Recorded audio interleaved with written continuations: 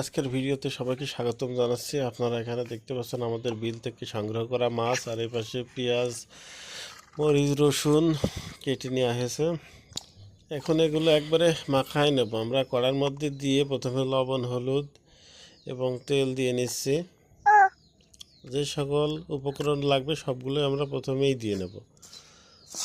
এখন আমরা এটা সুন্দর করে মাখায় নেব।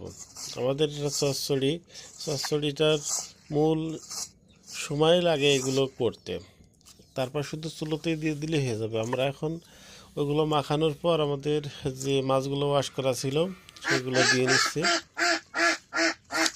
দিয়ে নিয়ে আলতোভাবে একটু নাড়াচাড়া করে দিচ্ছি। তরকারিটা আশা করছি বেশ স্বাদের হবে, আপনারাও দেখলে হয়তো বুঝতে পারবেন। একটু পানি দিয়ে দিচ্ছি, এর ভিতরে আলু আছে তো যার কারণে সিদ্ধ হতে একটু সময় লাগবে আলু, তা একটু পানি দিয়ে নিলাম। এই পর্যন্ত পানি দেওয়াই শেষ। আমরা এখন এটা জালে দিয়ে দেব। আমাদের জাল কিন্তু বেশ সময় ধরে জ্বলছে, এখানে প্রায় হয়ে গেল। অল্প কিছুক্ষণ জাল দেওয়ার পরে কিন্তু আমাদের রান্না শেষ হয়ে গেছে।